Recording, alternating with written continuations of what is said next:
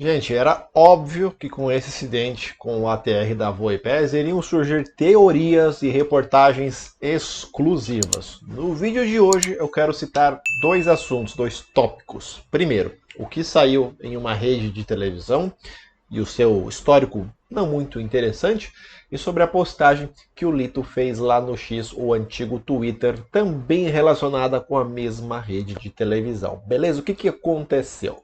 Saiu nessa TV aí, e claro que a maioria dos portais já replicaram que, entre aspas, caixa preta do avião da Voipes gravou gritos e pergunta do piloto sobre dar potência à aeronave, fecha aspas. Aí no subtítulo diz que o jornal acessou informações da transcrição com exclusividade. Relatório inicial sai em 30 dias. Análise inicial não identificou sons de falha elétrica, pane ou fogo. Causa segue em apuração. Isso tudo da matéria. Só que claramente nós temos o outro lado dessa história. E o outro lado é justamente do órgão responsável. E o CENIPA confirma que nenhum órgão de imprensa teve acesso aos áudios, transcrições, tampouco aos dados de gravadores de voo. O pessoal acha que é só pegar lá um pendrive, espetar, baixar os dados, está tudo pronto. Não é assim que funciona. É um negócio bem complexo. Beleza, André, temos os dois lados. Existe, claro, uma terceira possibilidade de alguém poder ter vazado esses dados, essa transcrição no caso.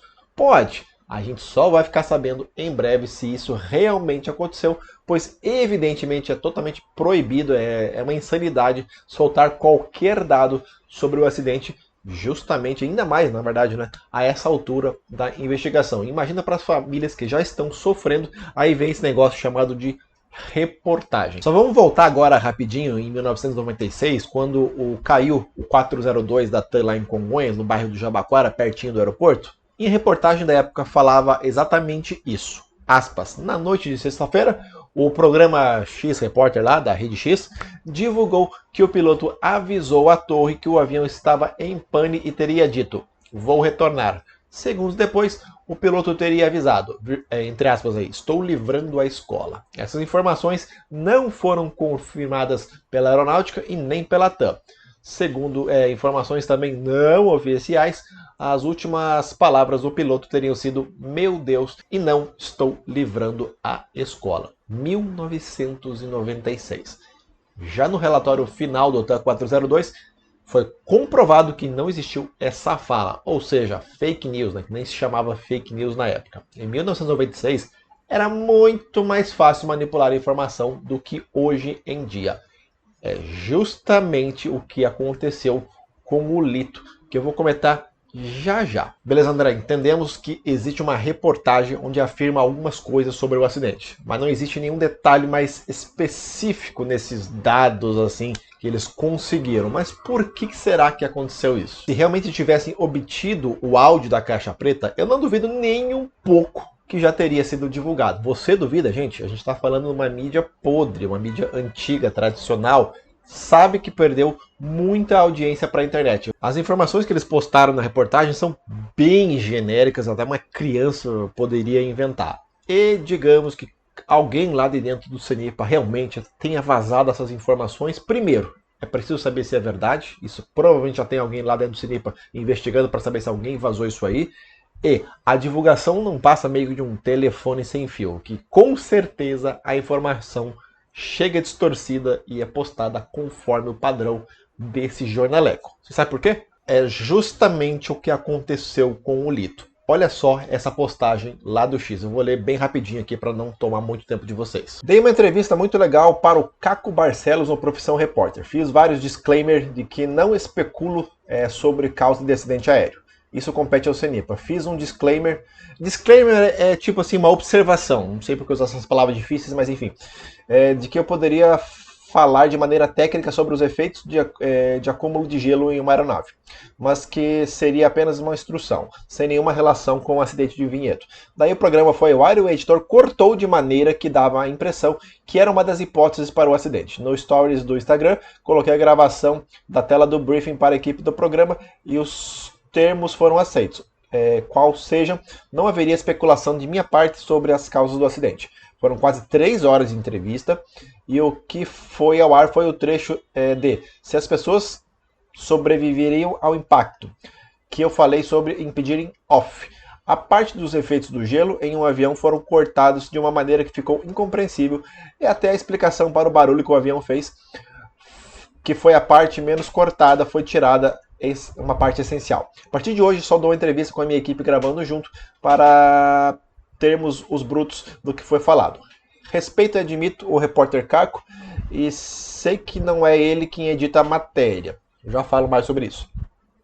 Mas foi bem errada a maneira que a matéria foi ao ar. Fiz reclamação formal com a direção e pedi os brutos da gravação, que muito provavelmente não serão cedidos, e eu que se lasque, tendo que desmentir cortes de outros veículos informando da hipótese de Lito Souza para o acidente lamentável. Isso foi postado no dia 15 de janeiro, comecei na madrugada, né, meia-noite e 15.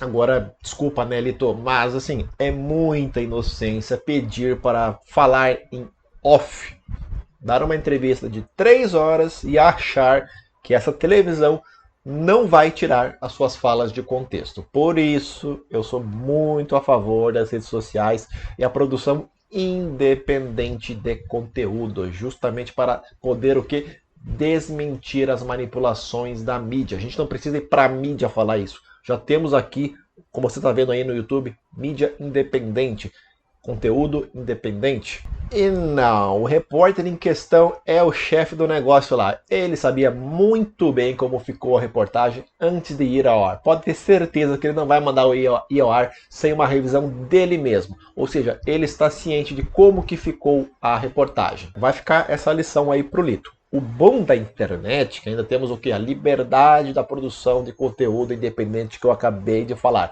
A gente não precisa de mídias tradicionais. Ok, ela alcança muito mais pessoas, mas assim, na minha opinião, o Lito nem precisa disso. Se fosse em 1996, como o caso da TAM lá do 402, todo o Brasil se comoveu com as falas inventadas pela emissora. Agora, em 2024, não dá mais para cair nesse golpe. Eu sei que eu vou tomar um hate do que eu vou falar aqui, mas olha, eu não tô nem aí. Lito, continua o teu trabalho independente, que é muito melhor do que querer informar corretamente quem assiste esse tipo de mídia tradicional. É impossível. As pessoas sofrem lavagem cerebral que não tem cura de todos os aspectos. Seja, sei lá, uma pessoa de direita, uma pessoa de esquerda, uma pessoa de centro, de tudo. Elas são doentes da cabeça. Não adianta tentar brigar com o sistema, mostrando que eles estão errados, que isso não vai mudar nada. Quem é inteligente vai, claro, atrás da informação correta. Por exemplo, vai atrás do teu canal, vai atrás de outros canais, outros meios de comunicação para entender melhor o assunto. Eu vou repetir. Se a mídia fosse passar somente a verdade sobre o acidente, seria ali 5 minutos de informação e deu. Depois, claro, quando sair o primeiro relatório inicial do CENIPA, 30 dias após o acidente, que não deve ter nenhuma informação muito assim quente, vão falar para a imprensa, nenhuma informação muito grande da caixa preta, especialmente falando de gritos. O CENIPA poderá divulgar alguns poucos detalhes, pois assim tem muito urubu querendo inventar teorias em cima desse acidente. Tem órgão público também querendo investigar o acidente junto com o CENIPA. Cara, é bizarro. Eu tô te falando, muita coisa mudou no Brasil desde o TAM 3054 e o Gol 1907, e infelizmente para pior. E aí? Quero saber o que você acha desses dois assuntos. Deixa a tua opinião aqui nos comentários. Será que realmente alguém vazou esses dados? Eu acho pouco provável. A gente vai descobrir se alguém do CENIPA vazou isso aí.